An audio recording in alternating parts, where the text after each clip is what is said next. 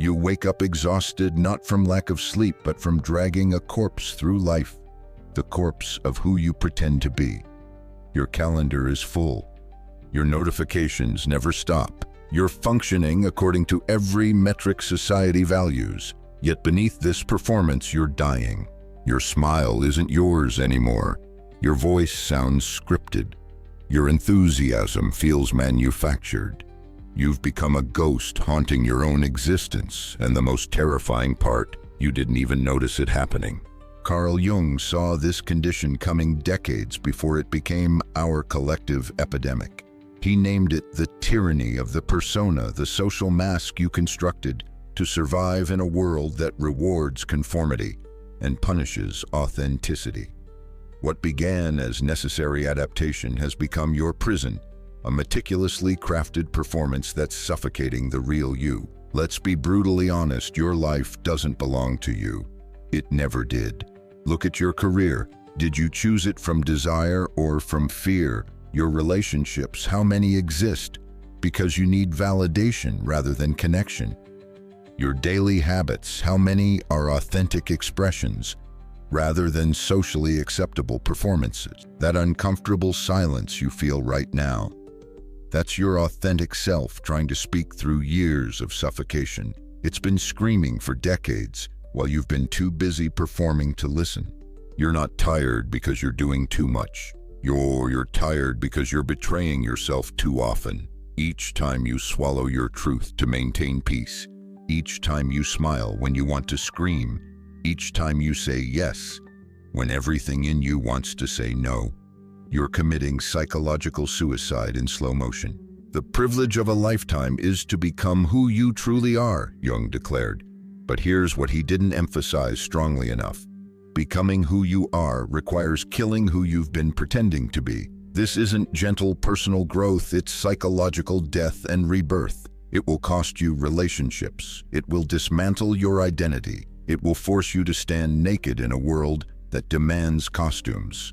You've been living your father's ambitions, your culture's expectations, society's timeline, your partner's comfort zone, your past self's fears, anything but your own truth. And now your body is staging a rebellion through chronic fatigue, unexplained illnesses, depression, anxiety, all symptoms not of disorder but of prolonged self-betrayal. Have you ever been in a crowded room smiling and engaging when suddenly you feel like you're watching yourself from across the room? That split-second dissociation isn't pathology, it's clarity breaking through. It's your authentic self saying, "This isn't me, this isn't mine, this is performance." That moment is the first crack in the prison wall, not when you find your passion or discover your purpose or any other self-help cliche, but when you finally admit, "I've been living someone else's life." Who are you when no one is watching? When you don't need to perform, produce, please, or prove? When nothing is expected, judged, or required? The panic this question triggers isn't confusion, it's recognition. Your real self is stirring beneath years of adaptation, and it terrifies you. The persona was never meant to be your identity. It was a tool for social navigation, not the core of your being. Yet you've mistaken the mask for the mirror. You look at your achievements, relationships, and social standing and say, "This is who I am." Jung would counter with devastating clarity, "No, that's who you've become to be accepted. Who you really are lies buried in the dreams you ignore, the anger you suppress, the grief you deflect, the desires you deny. Your shadow, everything you've disowned to remain acceptable, hasn't disappeared. It's festering. Every quality deemed inappropriate or threatening to your social adaptation, your anger, desire, creativity, grief, power, vulnerability, didn't vanish when you buried it. It's been growing in the dark, gaining strength, waiting to erupt. And erupt it will through anxiety attacks that strike without warning, through relationships that inexplicably follow the same destructive patterns, through addictive behaviors that provide temporary escape from the unacknowledged void, through that persistent feeling of emptiness, despite having everything society told you would bring fulfillment. This isn't a call to selfishness or abandon, it's a demand for truth. The exhaustion plaguing you doesn't need more sleep, it needs more honesty. The anxiety consuming you doesn't need more management, it needs more authenticity. You don't need another vacation meditation app or self-help book. You need to stop lying about who you are. Jung recognized the profound paradox that defines modern existence. We desperately want to be seen while simultaneously fearing being truly known. So we construct carefully curated personas while keeping our authentic selves hidden. The resulting performance wins approval, but gradually drains our vitality until we're running on fumes, maintaining a life that doesn't nourish us. When the inevitable breakdown comes, when you can no longer sustain the performance, you'll face a critical choice: break down or break through. You're not experiencing failure, but invitation, an opportunity to stop living according to external scripts and start authoring your own existence. This awakening rarely arrives gently. It comes through crisis, the relationship that collapses, the career that implodes, the health that fails. When you begin living your truth, the life you built from compromise begins to crumble. This isn't punishment but liberation, the necessary collapse of what was never really yours. The painful reality few acknowledge is that authentic transformation costs relationships. When you stop performing the role others expect, many won't recognize or welcome the person emerging from behind the mask. Those who loved your compliance, availability, and predictability may withdraw when those qualities disappear. They'll accuse you of being distant, difficult, selfish, or changed, not because you've become worse, but because you've become real. Their discomfort reflects not your failure, but their resistance to the mirror your authenticity holds up to their own compromises. Your liberation threatens the collective illusion that adaptation equals happiness. You expose the lie they're living, and they'll hate you for it. Consider how many relationships in your life depend entirely on your performance. How many would survive if you stopped apologizing for your existence, if you expressed your actual thoughts, if you honored your genuine desires, if you enforced boundaries that protected your energy? The answer terrifies you, which is precisely why you've kept performing. As you shed your persona, you'll encounter unexpected emptiness. Having cleared away the performance, people-pleasing, and false obligations, you may find yourself in unfamiliar territory. This emptiness isn't failure, it's space, necessary vacancy for your authentic self to emerge and expand.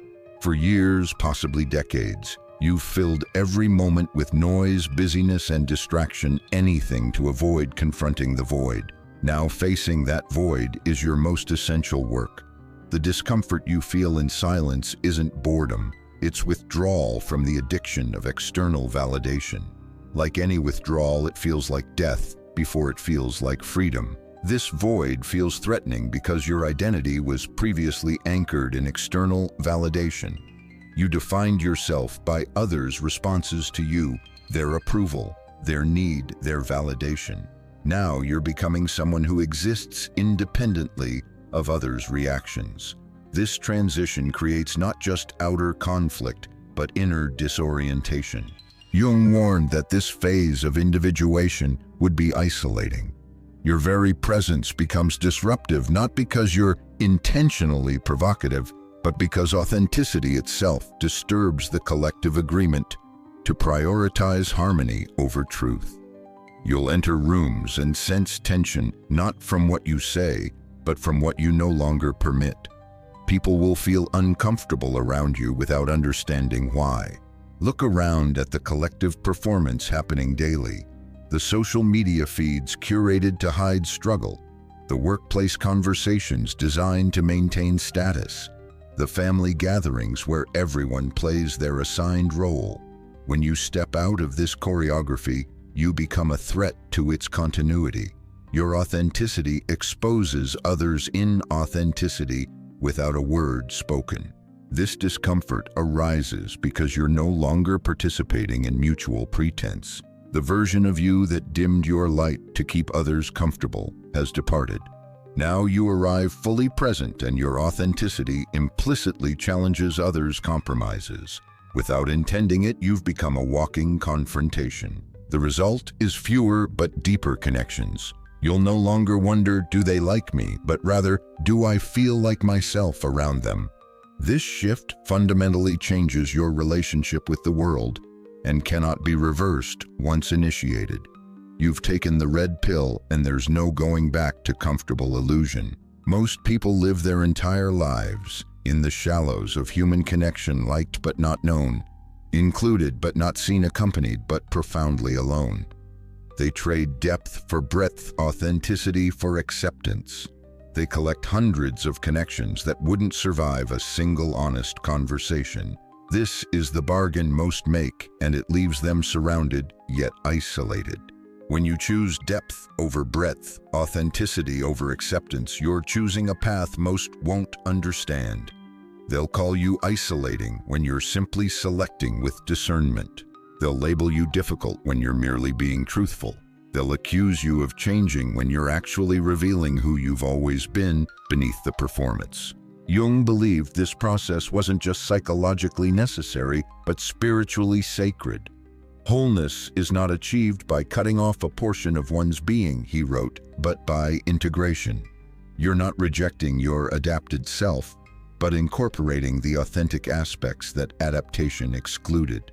This integration isn't found through addition, but through subtraction, not through acquiring new qualities, but through removing what was never truly yours. You don't discover yourself like a lost object. You remember yourself in pieces as you dismantle the structures of pretense. How do you begin reclaiming your life after years of performance? Start by withdrawing the request for permission. You've been conditioned to seek approval for your authenticity, to explain your choices, justify your growth, and dilute your truth for easier consumption. This pattern ends when you recognize that authentic living requires no external authorization. Next, abandon the script you were handed at birth. The prescribed beliefs, acceptable desires, and standardized definitions of success. Every time you choose authenticity over performance, you break the system that profits from your disconnection. Society needs your compliance to function smoothly. Your authenticity is inherently disruptive. Perhaps most challenging is allowing others to be disappointed in you. They won't understand your transformation. They'll call you selfish, difficult, or changed, and they'll be right. You have changed. You've stopped diminishing yourself to make others comfortable. Let them be confused. Let them talk. Your purpose isn't winning understanding, but achieving freedom. Create your own rituals to replace the busyness that kept you distracted from yourself. Build spaces for silence, stillness, and depth. Surface connections will no longer satisfy you. Small talk will exhaust you. External validation will feel hollow. You'll crave depth conversations that expand you. People who speak from the soul, experiences that reconnect you with your aliveness. Forgive your former self for playing along. That version kept you safe when authenticity felt dangerous. The masks you wore weren't fake. They were fragments, partial expressions of a whole you're now reclaiming. Honor every version that brought you to this moment of awakening. Jung didn't write for the masses seeking comfort. He wrote for the few willing to descend into their depths, lose everything inauthentic, and emerge whole despite the cost. He wrote for those brave enough to recognize they've been living someone else's life and determined enough to reclaim their own. This isn't about dramatic external changes, quitting your job, or ending your relationship tomorrow. It's about internal revolution, becoming conscious of your adaptation and gradually reclaiming choice where before there was only compulsion. Pay attention to when you feel most exhausted. It's rarely after physical exertion. It's after social situations where your performance was most intense. Notice when you feel relief. It's rarely when you've pleased everyone. It's when you've expressed truth, regardless of reception. These patterns are breadcrumbs leading to your authentic self. Start small. Say no to one invitation that doesn't resonate. Express one unpopular opinion. Sit in silence for 5 minutes without reaching for distraction. These aren't trivial actions. They're revolutionary acts in a world engineered to keep you performing. Modern society has amplified our disconnection from authenticity to unprecedented levels.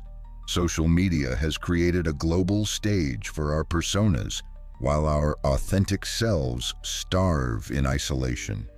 We curate feeds that showcase our adapted selves while hiding our genuine struggles.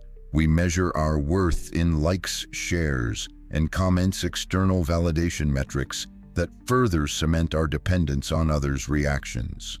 Meanwhile, our workplaces reward adaptation above all else. Those who challenge, question, or deviate from organizational norms are labeled difficult regardless of their insights or contributions. The corporate world doesn't want authentic humans. It wants reliable components that function predictably within the system. Your uniqueness, creativity, and authenticity are tolerated only to the extent they serve organizational objectives. Even our intimate relationships often become stages for performance rather than spaces for authenticity. We present curated versions of ourselves, hiding vulnerabilities, suppressing needs, and adapting to partners' expectations. We trade authenticity for stability, honesty for harmony. The result is relationships that maintain appearances while starving souls. Jung saw these patterns intensifying as society became more complex and demanding. He recognized that the pressure to adapt would only increase, making the journey toward individuation both more difficult and more essential. He didn't offer this understanding as interesting theory, but as vital survival knowledge in an increasingly dehumanizing world. The journey toward authenticity requires not just intellectual understanding, but embodied courage. Many grasp Jung's concepts as abstract theory while continuing to live divided lives. True individuation demands more than reading about authenticity. It requires the terrifying act of living it. This path involves specific practices that build your capacity for authenticity. First, reclaim your attention. Notice where your focus goes automatically and how much of your mental energy is consumed by others' opinions, social comparison, and external validation. Practice directing your attention inward to your bodily sensations, emotional responses, and genuine desires. Your attention is the most valuable resource you possess. Stop giving it away to forces that profit from your disconnection. Second, develop tolerance for discomfort. Authenticity triggers discomfort in yourself and others. Rather than avoiding this discomfort through adaptation, learn to sit with it. Notice how the urge to please, perform, or adapt arises as physical sensation before becoming action. Creating space between sensation and response is where your freedom begins. Third, practice discernment about who deserves access to your authentic self. Not everyone has earned the right to your vulnerability. Some will use your authenticity against you. Others will meet it with incomprehension. Reserve your deeper truth for those who have demonstrated capacity to receive it with respect. This isn't about hiding, it's about honoring the sacred nature of your authentic being. Fourth, reconnect with your body as the vessel of authenticity. Your body knows when you're betraying yourself. It sends signals through tension, restriction, heaviness, and disease. Learn to recognize these signals as valuable guidance rather than inconvenient symptoms to suppress. The path back to authenticity runs through the body, not around it. Fifth, cultivate relationship with your shadow, not just theoretically but practically. Identify one disowned quality each week and explore it through journaling, art, movement, or conversation. If you've rejected anger, allow yourself to express it in contained ways. If you've disowned vulnerability, practice revealing it in safe contexts. This gradual reintegration builds wholeness without overwhelming your system. The ultimate measure of progress isn't how others respond to your authenticity, but how you feel in your own skin. Do you experience greater internal coherence? Does energy flow more freely? Can you be still without anxiety? Can you speak truth without apology? These are the markers of someone reclaiming their life from the tyranny of performance. When others ask why you've changed, why you've grown quiet, why you seem different, simply respond, because I stopped living someone else's life. The only question that matters now is, when will you start living yours? This question isn't rhetorical, it's an invitation to collective awakening. Because while the journey toward authenticity begins as solitary pilgrimage, it doesn't end there. Each person who reclaims their authentic self creates permission and possibility for others. Your liberation becomes catalyst for theirs. Jung envisioned a world where individuals lived from their unique essence rather than collective programming, not because this would create perfect harmony, but because it would generate creative tension from which new consciousness could emerge. The future depends not on greater adaptation, but on more authentic expression of our diverse human potential. The world doesn't need more perfect performers. It needs more courageous truth-tellers, more boundary holders, more silence keepers, more people willing to risk disapproval to express what's genuine. The most revolutionary act in our time isn't fighting external systems, but reclaiming internal authority over your own life. This revolution begins now with your next choice. Will you continue the performance that's slowly killing you? Or will you take one small step toward the life that's waiting beneath the masks? No one can make this choice for you. That's the burden and the blessing of awakening. It must be chosen again and again, one truth at a time.